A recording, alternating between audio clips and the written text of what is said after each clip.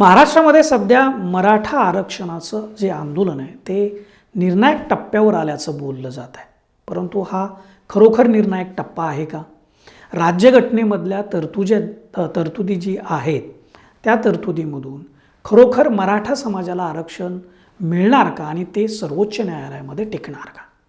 हे सगळे प्रश्न आहेत आणि या प्रश्नांमुळं महाराष्ट्र सरकारवरती या आंदोलनातले काही कार्यकर्ते किंवा नेते महाराष्ट्र सरकारवरती संशय व्यक्त करतायत की महाराष्ट्र सरकार हे मराठा आरक्षण मिळू नये अशी भूमिका त्यांची आहे आणि त्याच्यामुळं प्रयत्न कमी पडत आहेत आणि या आंदोलनाला भाजप सध्या हवा देते असंही बोललं जातं आहे.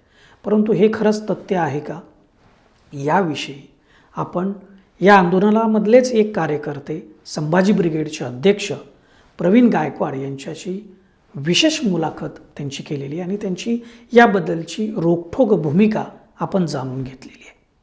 प्रवीण गायकवाड हे शरद पवारांचे चेले आहेत आणि त्यामुळंच त्यांच्या सांगण्यावरून ती भूमिका घेत आहेत असं प्रवीण गायकवाडवर यांच्यावर देखील आरोप करण्यात आला. हा आरोप जेव्हा झाला त्यावेळी प्रवीण गायकवाड यांनी मराठा आरक्षणाबद्दलची एक भूमिका जाहीर केली. ती भूमिका नेमकी काय होती? ती मराठा आरक्षणाच्या विरोधातलीच होती का? आणि त्यामुळं त्यांच्यावर जे आरोप झाले, जे गैरसमज पसरवले गेले त्याबद्दल प्रवीण गायकवाड यांचं नेमकं मत काय आणि त्यांनी जी ही भूमिका घेतलेली आहे ती भूमिका राज्यघटनेच्या तरतुदींचा अभ्यास करून घेतली असं ते सांगतात. त्यामुळं या सगळ्यांचा उहापोह करताना मराठा आरक्षण मिळत असताना किंवा ते मिळण्याच्या निर्णायक टप्प्यावर असताना मराठा समाजाला ओबीसी समाजामध्ये किंवा ओबीसी गटामध्ये समाविष्ट करा अशी देखील मागणी जोर धरताना दिसते. मग नेमका ओबीसी आणि मराठा हा संघर्ष बहुजन समाजाला परवडणार आहे का? या साऱ्या मुद्द्यांबद्दल रोखठोक प्रवीण गायकवाड या त्यांच्या विशेष मुलाखतीमध्ये आपण त्यांची भूमिका जाणून घेण्याचा प्रयत्न केला आहे.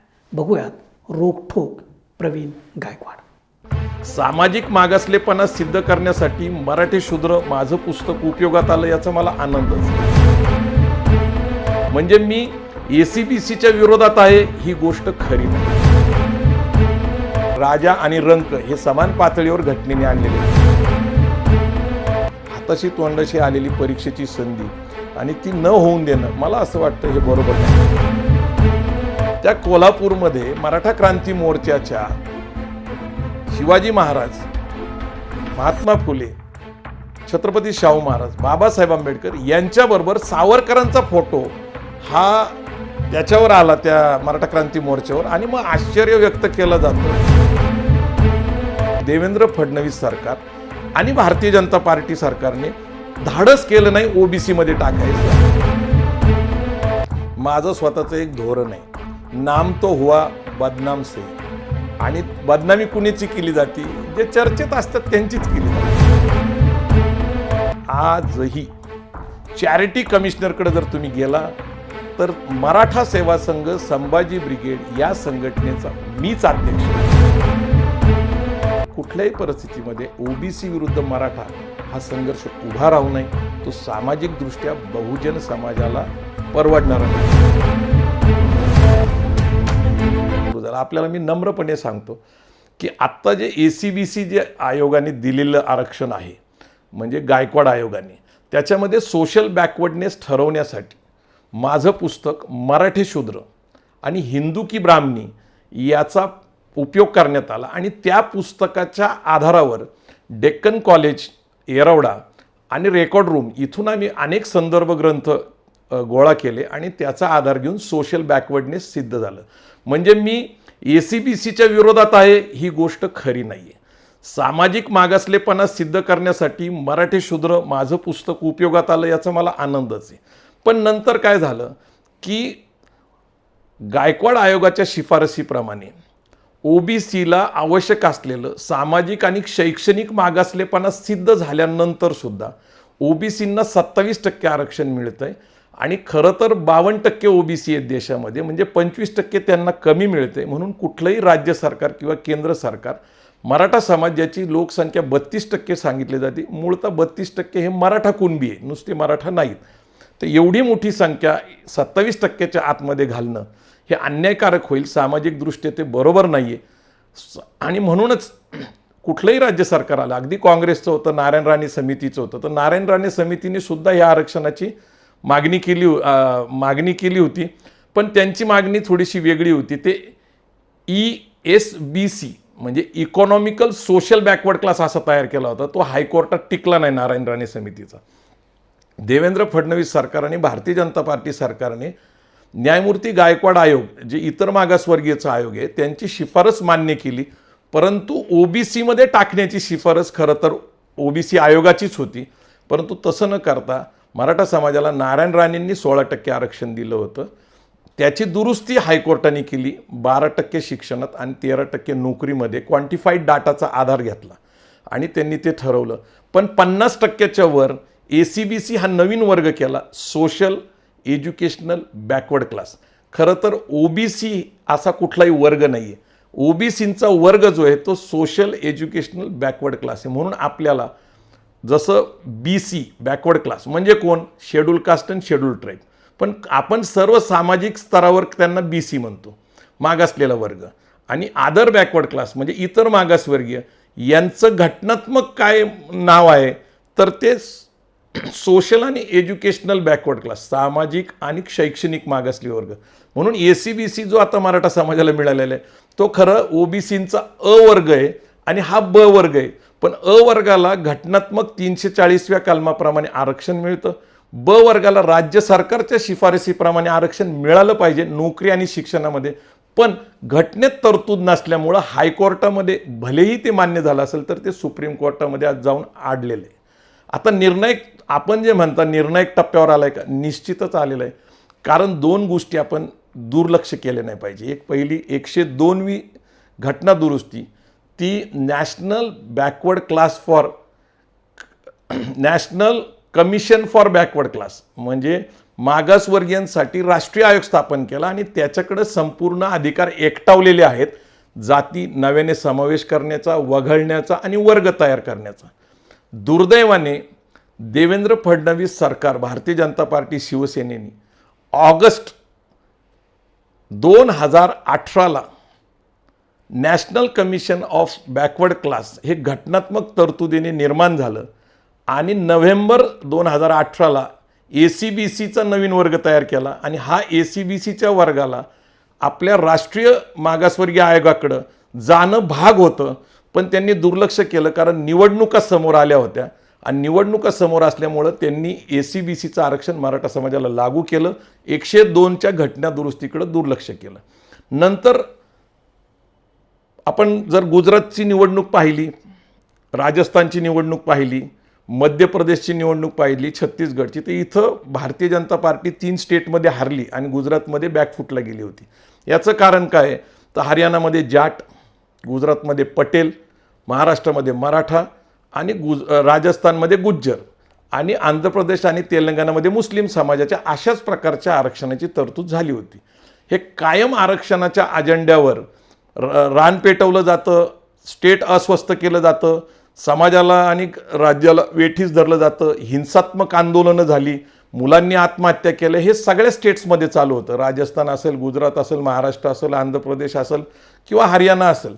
तर ह्या सगळ्या स्टेटवर विचार करता मोदी सरकारने 12 जानेवारी 2019ला EWSचा कायदा केला 103व्या घटना दुरुस्तीप्रमाणे.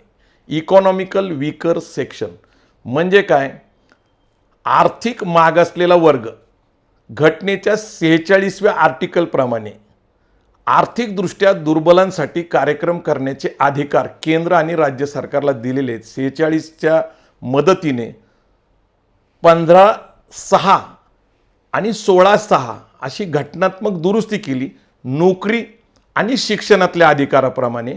आणि म्हणून घटनात्मक दुरुस्ती झाली आर्थिक निकषाच्या आरक्षणावर. आणि मग आत्ता EWS फक्त महाराष्ट्रातील मराठ्यांसाठीच नाही तर देशभरामध्ये खुल्या वर्गामध्ये ज्या जाती येतात त्यातील आर्थिकदृष्ट्या दुर्बल घटक यांना त्याचा लाभ मिळावा. म्हणजे हा अंतिम टप्पा कशाला म्हणायचा, हा अंतिम निर्णयच आहे. कारण 50% सोशल आणि एज्युकेशनल बॅकवर्ड क्लासचं इंदिरा सहानीमध्ये आपल्याला 50%चं बंधन आहे, त्याच्यावर जाता येणार नाही. पण आर्थिकदृष्ट्या दुर्बलला नवीन 10% आरक्षण जे दिलेलं आहे त्याला कुठलंही बंधन नाही आहे, तसं करण्याचं घटनात्मक दुरुस्तीने सरकारला अधिकार आहे. मला आश्चर्य या गोष्टीचं वाटतं की 12 जानेवारी 2019 म्हणजे जवळपास 1 वर्षापेक्षा अधिक काळ झालेला आहे. EWSचं आरक्षण लागू झालं आहे केंद्र सरकारकडून राज्य आणि केंद्रासाठी, याची खूप लोकांना माहितीच नव्हती आणि हे अज्ञानातनं झालेलं आहे. ते काय जाणीवपूर्वक मला विरोध करतात असं मला वाटत नाही. युवराज छत्रपती संभाजीराजांबरोबर माझी चर्चा झालेली आहे.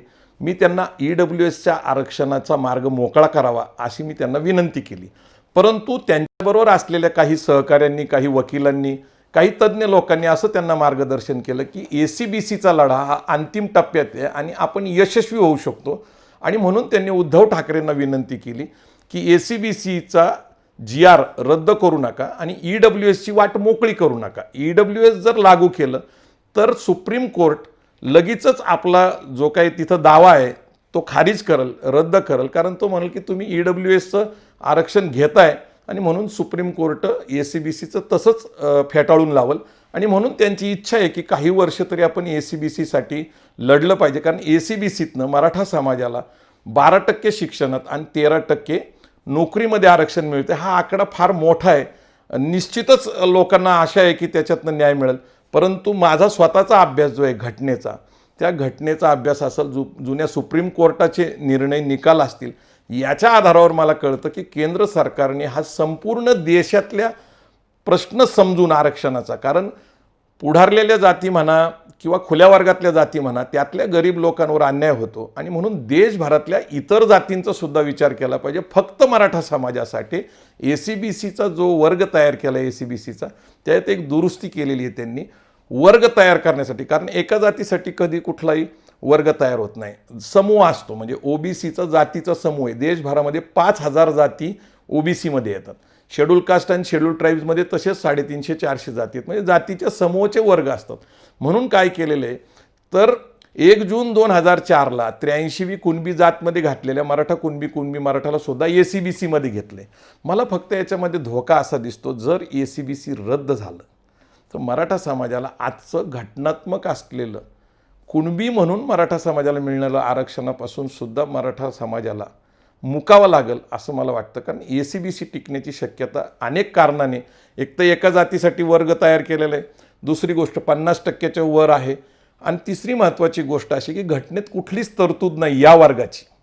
जर मान्य करायची म्हटली तर OBCला जो ACBC आहे त्याचा अ आणि हा ब, मग अ 50%च्या आत आणि ब 50%च्या वर, तर हे सगळं कॉन्ट्रडिक्शन आहे आणि सुप्रीम कोर्टामध्ये हे टिकणं अशक्य दिसते. कारण एक बरेच लोकांनी दुर्लक्ष केलेली गोष्ट अशी आहे की महाराष्ट्र हा प्रगतशील राज्य आहे 47 पासून, कारण ब्रिटिश काळापासून आपल्याकडं मुंबईसारख्या ठिकाणी अनेक उद्योग होते, कापड गिरणे असतील, अनेक डेव्हलपमेंट होती. आर्थिकदृष्ट्या सगळ्यात प्रबळ आणि संपन्न राज्य, आणि महाराष्ट्राचं 45% टॅक्समध्ये योगदान आहे देशाच्या एकूण GDPमध्ये. हे जर खरं असेल तर मग ते म्हणतात की 50% आरक्षण, नंतर 2% गोवारींचं आरक्षण, नंतर 13% मराठा समाजाचं आणि 10% आर्थिक निकषाचं, 75% लोक मागास जर असतील तर मग हे राज्य प्रगतशील राज्य कसं मानायचं. तर अशा अनेक तांत्रिक बाबी त्याच्यात उभ्या राहिलेल्या आहेत. आणि कुणीही काही सांगत असलं तरी अपवादात्मक स्थिती, ज्याच्याबद्दल इंदिरा साहनीने जे सांगितलेलं आहे, तर सुप्रीम कोर्टामध्ये अपवादात्मक स्थिती सिद्ध करता आलेली नाही आणि म्हणून सुप्रीम कोर्ट हे फेटाळण्याची जास्त शक्यता आहे. की इकॉनॉमिकल बॅकवर्ड क्लास, ज्याला आपण म्हणतो इकॉनॉमिकल वीकर सेक्शन, तर त्याला राज्यात आणि केंद्रात दोन्ही ठिकाणी शिक्षण आणि नोकरीच्या संधी आहेत. ACBCचं आपण महाराष्ट्रात स्वीकारायचं आणि EWSचं केंद्रात स्वीकारायचं. आता मला तुम्ही सांगा, खुल्या वर्गासाठी EWS आहे आणि सोशल आणि एज्युकेशनल बॅकवर्ड क्लास म्हणून महाराष्ट्रात घ्यायचं. एकाच जातीला 2 प्रकारचं आरक्षण मिळण्याची तरतूद नाही आणि ते घटनाविरोधी होईल आणि कायदाविरोधी होईल. हे जे सांगतात ना आता महाराष्ट्रात ACBC घेऊ आणि केंद्रात EWS घेऊ, महाराष्ट्रासाठीच ACBCचा कायदा आहे. महाराष्ट्रात सोशल बॅकवर्डनेस दाखवायचं आणि केंद्रात इकॉनॉमिकल बॅकवर्डनेस दाखवायचा, हा विरोधाभास आहे.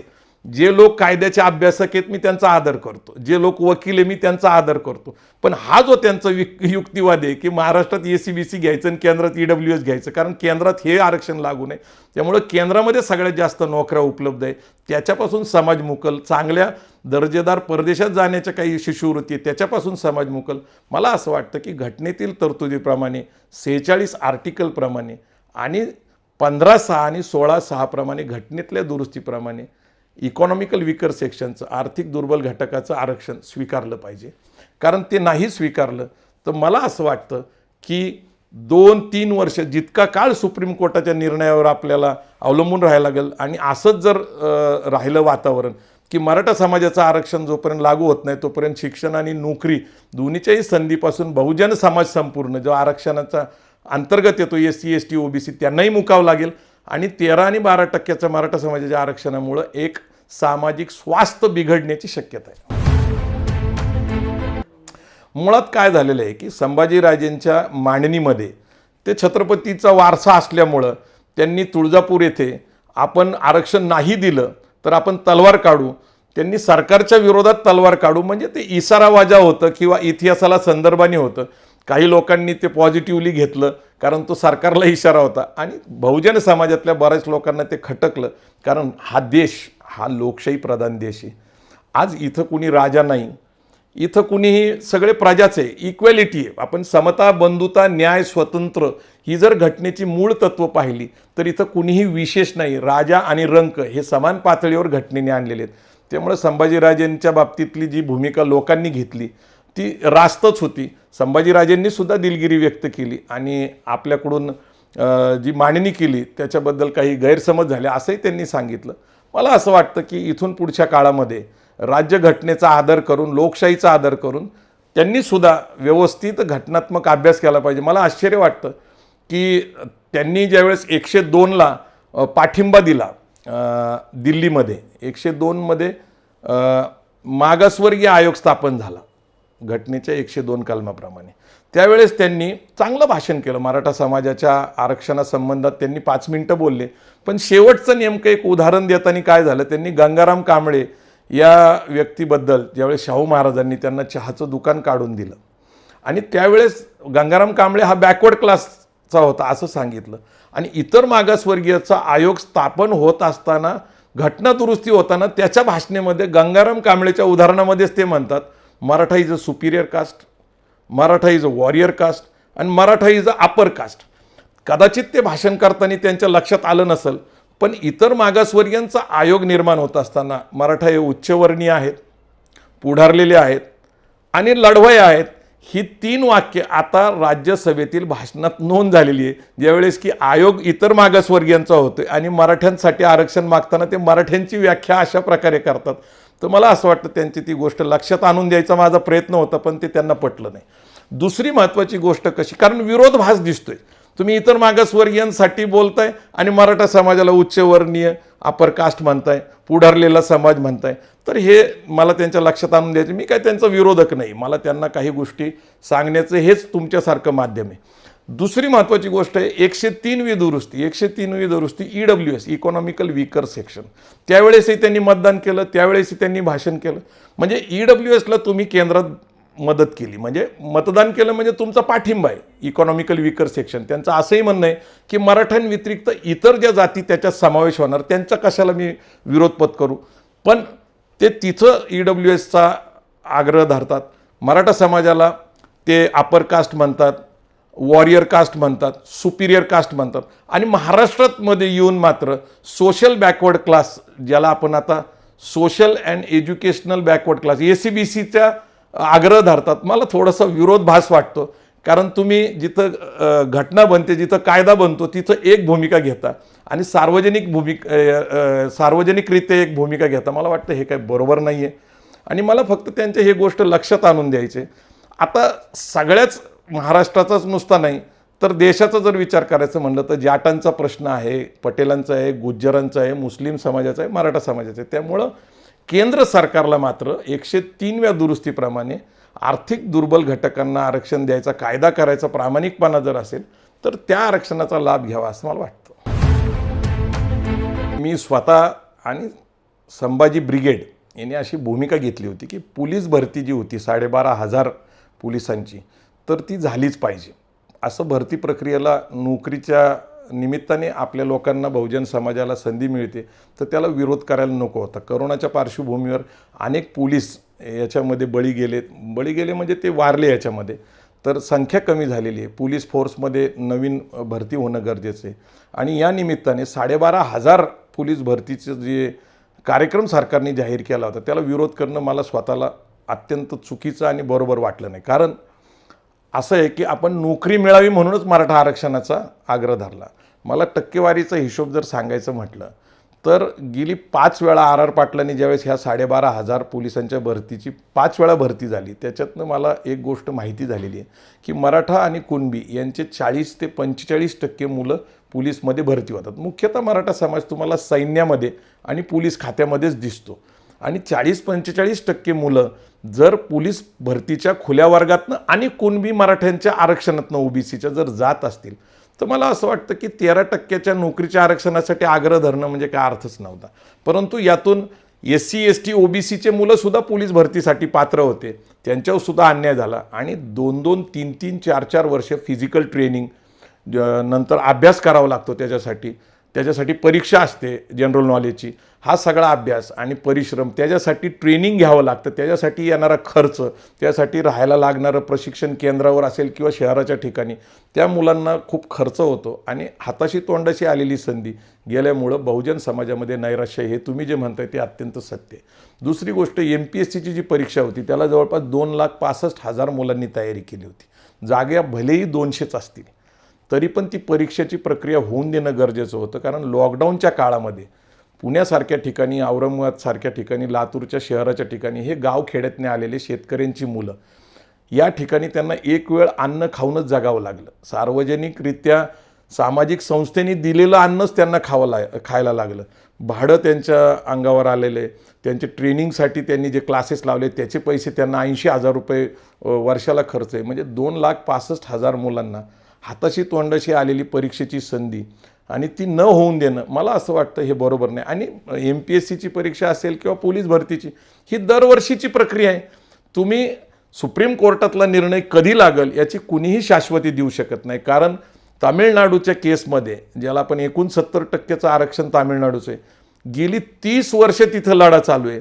अजून सुप्रीम कोर्टाचा निर्णय आला नाही. आत्तासुद्धा मराठा आरक्षणाची बाबतीत असं आहे की त्यांनी घटनापीठाकडं ते पाठवलेले म्हणजे 5 जजेसच्या. तर त्याची सगळ्यात पहिली गोष्ट आपण समजून घेतली पाहिजे की सरन्यायाधीश यांना 1 ते 3 वर्षाचा कालावधी हा घटनापीठ तयार करण्यासाठी मिळालेला आहे. म्हणजे 1 वर्षाचं जे स्टे आहे त्याचं कारणच असं आहे की 1 वर्षात कमीत कमी आणि त्याच्यापुढं 3 वर्ष सरन्यायाधीश घटनापीठ तयार करतं. कधी 5, कधी 9, कधी 11, कधी 13.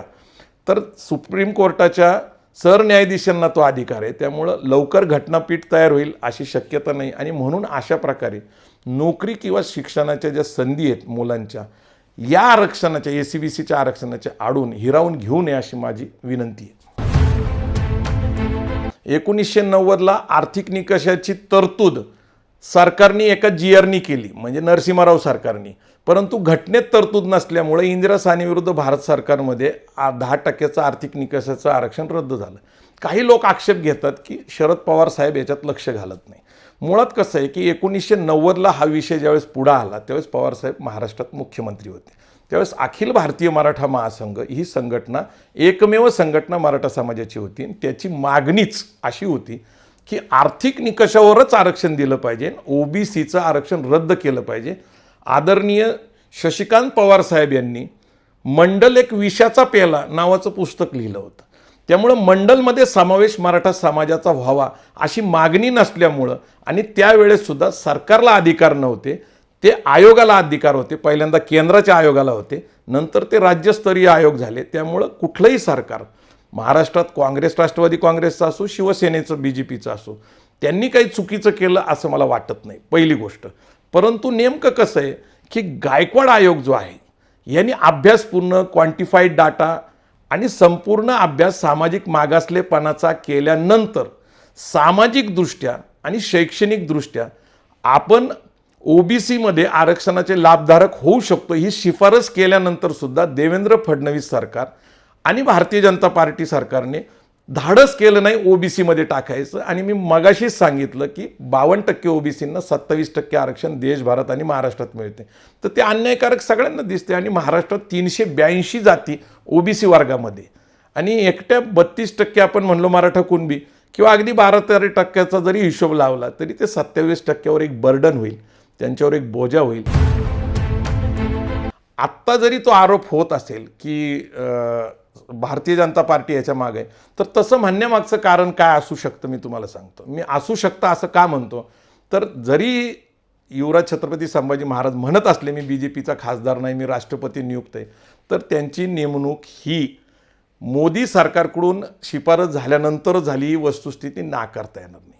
ते भारतीय जनता पार्टीच्या राज्य कार्यकारिणीत जरी गेले नसले तरी केंद्राच्या कार्यक्रमाला हजर असल्याचे फोटो व्हायरल झालेले आहेत. म्हणजे भारतीय जनता पार्टीच्या शिफारशीवरनं ते खासदार झाले ही गोष्ट मान्य करावं लागेल.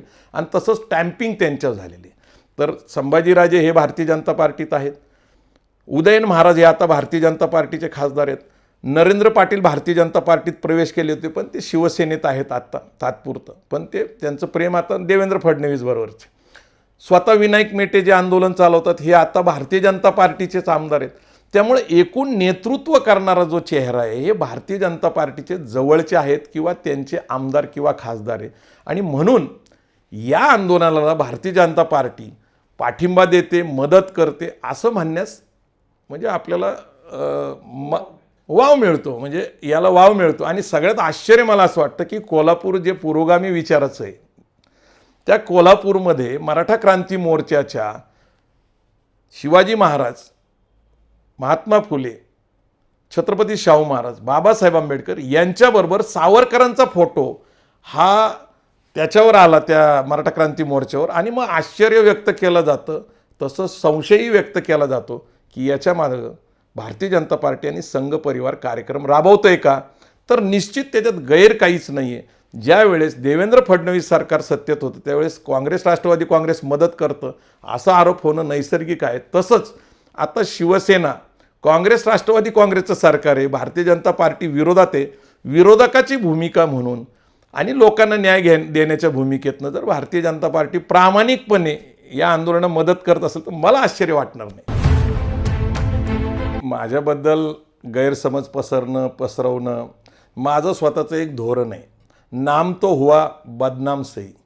आणि बदनामी कुणीची केली जाते, जे चर्चेत असतात त्यांचीच केली जाते. आता मी प्रामाणिकपणे काय काय केलं आहे तर आपल्याला माहितीसाठी सांगतो की ओबीसी वर्गाचं आरक्षण मिळावं, घटनात्मक 30 तरतुदे याच्यासाठी मी स्वतः मराठी शूद्र पुस्तक लिहिलं, हिंदू की ब्राह्मणी इथली व्यवस्था कशी आहे ते लिहिलं, आरक्षण नावाचं पुस्तक लिहिलं. त्याच्यामध्ये लोकांनी उपस्थित केलेल्या आरक्षणाबद्दलचे प्रश्नाची घटनात्मक कायदेशीर तरतुदी असलेली उत्तरं दिली.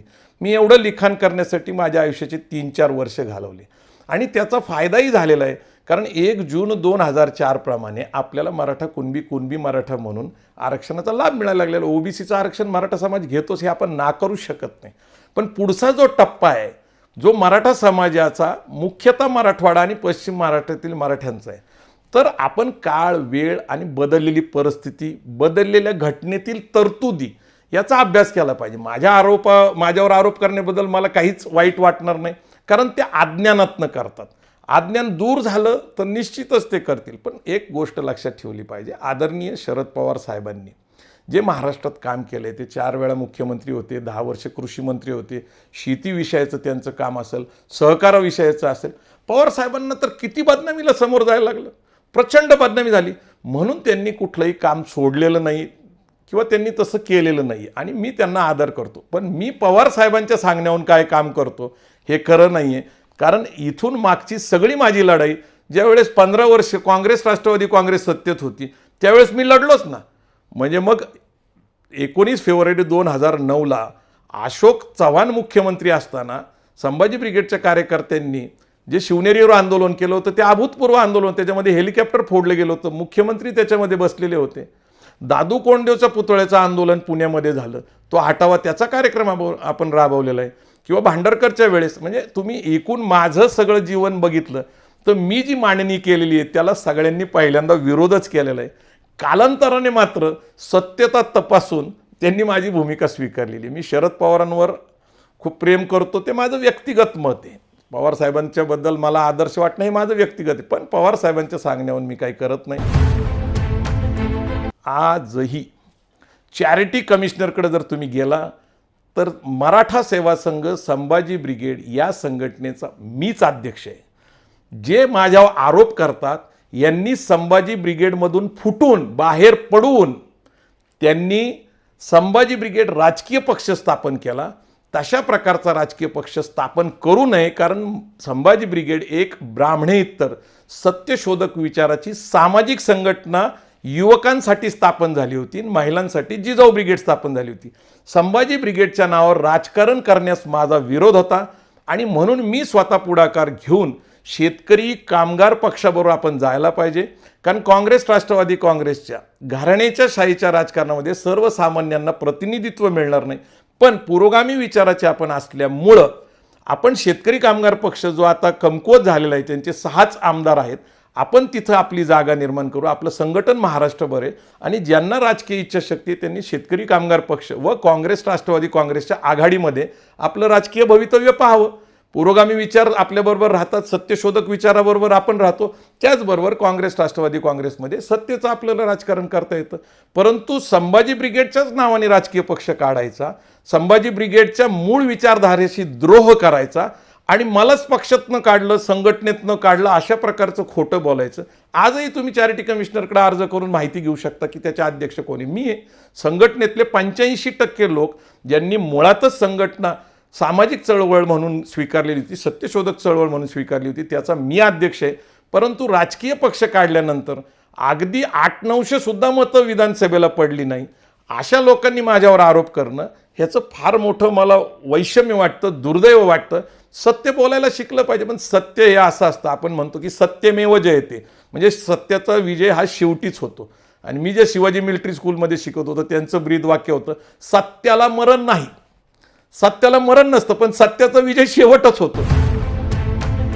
थोडासा इतिहास सांगावा लागेल की 1980 ते 90 मराठा महासंघ विरुद्ध दलित पॅंथर हा संघर्ष का उभा राहिला, तर मंडल कमिशनच्या निकषाची लागू होणार अशी शक्यता निर्माण झाल्यानंतर मुळात ओबीसी हा वेगळा वर्ग आहे ह्याची माहितीच नव्हती. प्रचार प्रसार माध्यमामध्ये मागासवर्गीयांना 50% आरक्षण वाढवलं जाईल असंच होतं.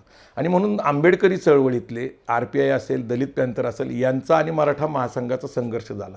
पुढं नामांतराला विरोध झाला, रिडल्सचं पुस्तक जाळलं आणि महाराष्ट्रामध्ये 80 ते 90चं दशक जर तुम्ही बघितलं तर दलित मराठा संघर्ष प्रचंड पेटला होता आणि त्याच्यातनं प्रचंड नुकसान झालेलं आहे, प्रचंड नुकसान झालं आणि याच्यातनं सामाजिक स्वास्थ्य बिघडलं. आणि आत्ता ज्या ओबीसी समाजाला हक्काचं आरक्षण मिळतं आहे आणि मराठा समाजाला मराठा कुणबी म्हणून त्यात मिळतं आहे ना, त्यात समाधान मानलं पाहिजे. कुठल्याही परिस्थितीमध्ये ओबीसी विरुद्ध मराठा हा संघर्ष उभा राहू नये, तो सामाजिकदृष्ट्या बहुजन समाजाला परवडणारा नाही. मला एक खुलासा करणं गरजेचं आहे. बहुजन समाजाची व्याख्या खऱ्या अर्थाने गौतम बुद्धांनी केली, नंतर महात्मा फुलेंनी केली, शाहू महाराजांनी केली, बाबासाहेब आंबेडकरांनी केली. तो कोण आहे, तर शेतीवर उपजीविका करणारा 18 आलुते आणि 12 बलुते आणि ओबीसी SC ST हाच समाज आहे.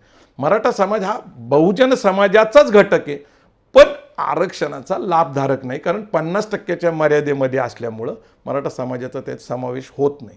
मुळात मराठा समाज हा जमीनदार समाज आहे. आजच्या समस्या कशामुळं निर्माण झालेल्या आहेत, तर शेती नीटशी पिकत नाही, निसर्गावर अवलंबून आहे, अवकाळी पाऊस असेल किंवा दुष्काळ असेल याच्यात ती भरडली जाते. शेतीच्या मालाचा प्रश्न आहे, शेतीचं क्षेत्र कमी झाले. सरकारने, केंद्र सरकारने डिक्लेअर केलं आहे की भारतातील शेतकऱ्यांचं एकूण क्षेत्र 86% शेतकऱ्यांचं 2 हेक्टरपेक्षा कमी, म्हणजे 5 एकरपेक्षा कमी क्षेत्र आहे. आता 5 एकरच्या क्षेत्रावर कुठं जिरायत असेल, कुठं बागायत असेल, त्याच्यावर अवलंबून राहून अर्थकरण आजचं चालत नाही. म्हणजे आर्थिकदृष्ट्या शेतकरी कमकुवत झालेला आहे आणि त्यातला बहुसंख्य समाज हा मराठा आहे, पटेल आहे, जाट आहे, कुर्मी आहेत, हे सगळे शेतकरी वर्गातले लोक आहे आणि त्यांना आशा आहेत की जर आपल्याला आरक्षण मिळालं तर आपल्या मुलांना सवलतीत शिक्षण मिळेल, कारण शिक्षण महागलेलं आहे आणि सरकारी नोकरीमध्ये जर तो गेला तर त्याला त्याचं अर्थकरण करून आपल्या कुटुंबाचं अर्थकरण व्यवस्थित चालवता येईल. आणि ही जुनीच मागणी, म्हणजे आजची मागणी असं नाही आहे. म्हणजे चरण सिंग या देशाचे पंतप्रधान होते, ते काय म्हणायचे उत्तर प्रदेशमध्ये भाषण करताना, एक लडका हल चालायगा दूसरा साला दिल्ली जाएगा. म्हणजे काय, एक शेती करल आणि दुसरा दिल्लीत उद्योग करल, व्यवसाय करल, नोकरी करल. हीच संकल्पना महाराष्ट्रात सुद्धा रुजवणं गरजेचं होतं. पण आता काय झालं, आता काळ बदललेला आहे. मी मगाशीच सांगितलं, खाजगीकरण, औद्योगिकरण, जागतिकीकरणाने प्रचंड संधी उपलब्ध झाल्यात. आरक्षणावर अवलंबून राहूनच उद्योग, व्यवसाय, नोकरी करता येते हे काही खरं नाही. समाज गरीब आहे ही वस्तुस्थिती आहे. म्हणून अनेक ज्या समाज आहेत ओबीसी वर्गातले त्यांच्यावर अन्याय व्हावा असं मला वाटत नाही. छत्रपती शिवाजी महाराजांची मूळ प्रेरणा आणि विचार डोक्यात ठेवून अहद तंजावर तहद पेशावर ही जी संकल्पना शिवाजी महाराजांनी 6 जून 1674ला मांडली, त्याचाच विस्तार आपण आता केला. जर शिवाजी महाराज आज जन्माला आले तर अहद ऑस्ट्रेलिया, तहद कॅनडा, अवघा मुलूक आपला. म्हणजे जागतिकीकरणाच्या पार्श्वभूमीवर नोकरी, उद्योग आणि शिक्षणासाठी आपण बाहेर जायला पाहिजे. हे शक्य आहे का?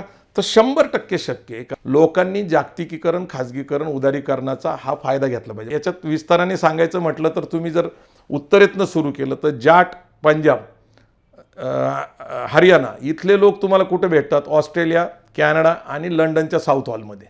खाली आला राजस्थानचे लोक व्यापाराच्या निमित्ताने जगभर मला भेटले. पटेल कम्युनिटी जगभर आहे. तुम्ही जर आश्चर्य वाटेल, तुम्ही न्यूयॉर्कच्या शेजारी न्यू जर्सी आहे, त्या न्यू जर्सीमध्ये 60% जास्त पटेल कम्युनिटी जगभर.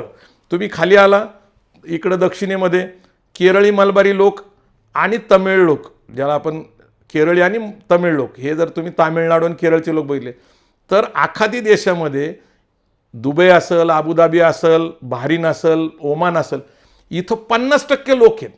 50% लोक हे तिथं काय आरक्षण नाही आहे. तिथं कष्ट करायची तयारी पाहिजे, नोकरी करायची तयारी पाहिजे. तिथं जाऊन ज्ञानाचा तुम्ही प्रसार करू शकता. तुम्ही अभ्यास केला असेल तर तुम्हाला चांगल्या नोकऱ्या मिळतील.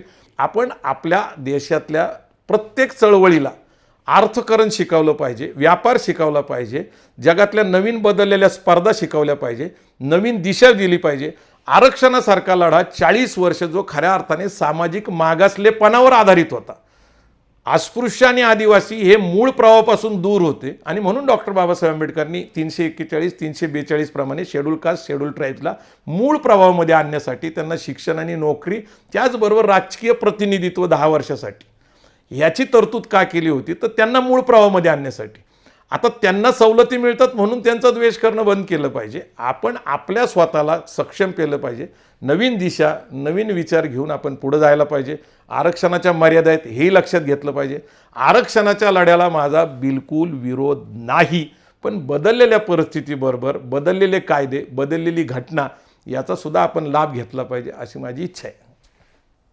भारतानं जागतिकीकरणाचा जो स्वीकार केला तो 1991मध्ये, त्यालाही आता अनेक वर्ष उलटून गेलेली आहेत. खरं म्हणजे तर आता 30 वर्ष होतील पुढच्या वर्षी की आपण त्याला जागतिकीकरणाच्या त्या करारावरती आपण सह्या केल्या. त्यानंतर आपण खऱ्या अर्थानं ग्लोबलाइज झालो. 21व्या शतकामध्ये पूर्ण विश्व हे एक खेडं असेल असं म्हटलं गेलं. त्या 21व्या शतकातली ही 20 वर्ष संपतात. अशा परिस्थितीमध्ये आपण आरक्षणासारख्या मुद्द्याला किती कवटाळून धरायचं आणि जो समाज वर्षानुवर्ष त्याला अस्तित्वच ज्यांचं नाकारलं गेलं होतं त्यांना मूळ प्रवाहामध्ये आणण्यासाठी राज्यघटनेमध्ये तरतुदी करून त्यांना आरक्षणाचा लाभ देण्यात आला, त्याविषयी आपण किती द्वेष मनामध्ये ठेवायचा या संदर्भामध्ये प्रवीण गायकवाड यांनी त्यांची स्पष्ट मतं आपल्या या रोखठोक मुलाखतीमध्ये मांडलेली आहेत.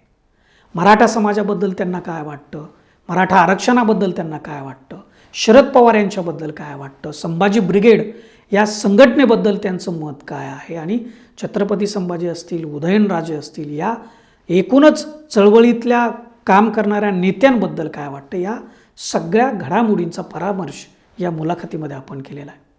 आपल्याला हा व्हिडिओ, हा विषय कसा वाटला या संदर्भामध्ये आपण व्हिडिओच्या खालील कमेंट बॉक्समध्ये आपलं मत जरूर नोंदवा.